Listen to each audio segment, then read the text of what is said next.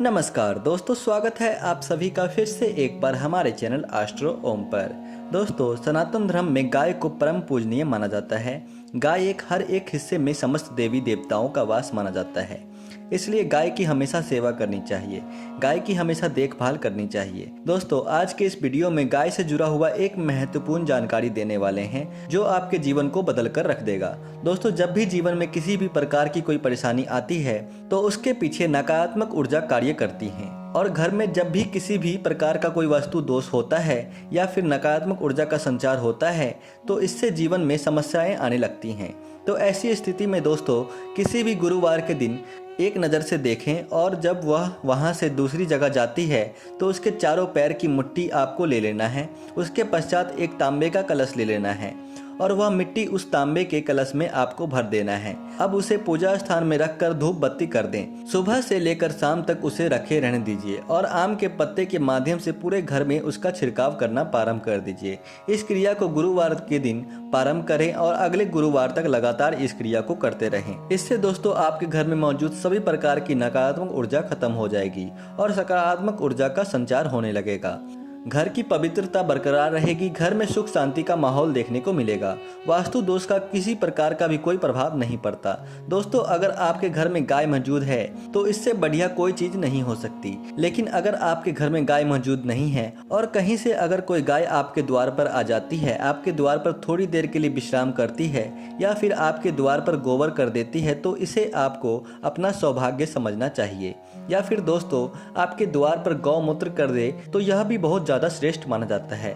गाय के गोबर में यथाकद लक्ष्मी माता का वास होता है। आपने देखा होगा, प्राचीन समय से ही गाय के गोबर से लिपाई की जाती है और वर्तमान के समय में भी गांव के लोग यदि किसी भी प्रकार की कोई पूजा पाठ करते हैं तो गोबर का इस्तेमाल अवश्य करते हैं।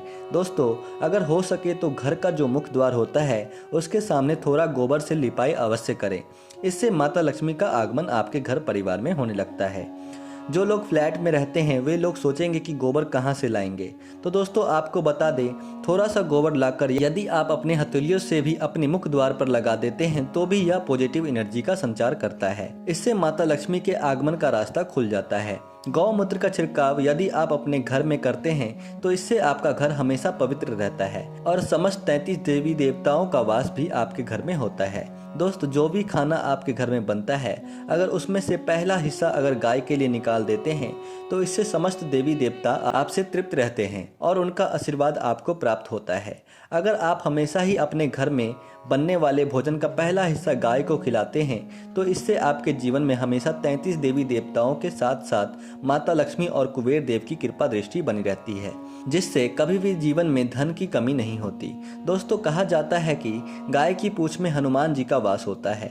अगर आपको ऐसा लगता है कि आपके घर के बच्चों के ऊपर किसी ने तंत्र मंत्र की क्रिया कर दी है या फिर उन्हें नजर दोष लग गया है, तो दोस्तों ऐसी स्थिति में गाय का जो पिछला हिस्सा होता है 3 बार उससे झाड़ा लगा दीजिए। मंगलवार के दिन या फिर शनिवार के दिन इस क्रिया को करते हैं तो सभी प्रकार की नजर दोष उतर जाते हैं। दोस्तों, गाय का जो कुबर होता है, वैसे तो कुछ गायों में यह देखने को मिलती है, लेकिन इसे ज्योतिष शास्त्र में गुरुदेव बृहस्पति से जोड़ करके देखा जाता है। अगर आप गुरुवार के दिन गाय के कुबर को छूते हैं, उसके ऊपर हाथ फेरते हैं तो इससे आपका गुरु बलवान होने लगता है।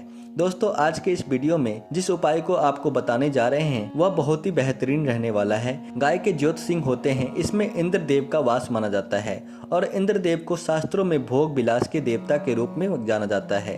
अगर आप दोस्तों इंद्र देव की कृपा प्राप्त करना चाहते हैं तो ऐसे में सोमरस को दोस्तों आपको दुकान से ले आनी है। सोमरस आपको पूजा पाठ के दुकान से मिल जाएगी, यानी कि जहाँ पर पूजा पाठ की सामग्री मिलती है वहाँ से आपको सोमरस प्राप्त कर सकते हैं।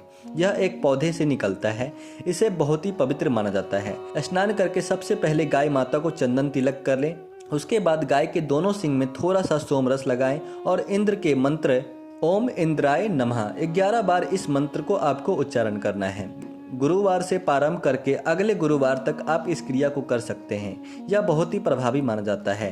दोस्तों, एक बात आप हमेशा याद रखना, वर्तमान का जो समय है कलयुग है। यदि आप एक बार उपाय करते हैं तो उसका फल भी आपको एक ही बार मिलता है। आप जितना ज़्यादा करेंगे उतना ही ज़्यादा आपको लाभ देखने को मिलेगा। किसी भी उपाय को यदि पूर्ण श्रद्धा और विश्वास के साथ करते हैं तो इसका तुरंत लाभ प्राप्त होता है। अगर दोस्तों आपका इंद्र प्रसन्न हो जाएगा तो आपको धन धान्य भोग विलास से परिपूर्ण कर देंगे। सभी प्रकार के सुख आपको प्राप्त होगी। स्वर्ग के समान जीवन आपका हो जाएगा। वैसे तो इस क्रिया को गुरुवार और बुधवार के दिन करना चाहिए, लेकिन अब किसी भी दिन कर सकते हैं। लेकिन दोस्तों, अगर इस दिन अष्टमी पड़ जाता है या फिर सूर्य ग्रहण पड़ जाता है तो यह अत्यंत श्रेष्ठ माना जाता है। सबसे पहला आपको इंद्र की पूजा करनी है, यानी कि एक मिट्टी का हाथी बना लेना है, सफेद कलर का पुष्प चढ़ाना है और इंद्र के मंत्र ओम इंद्राय नमः का उच्चारण करना है। धूप बत्ती भोग इत्यादि सब कुछ आप चढ़ा दीजिए। जो हाथी होगा उसे आपको इरावत हाथी समझ करके उसका पूजा पाठ करना है।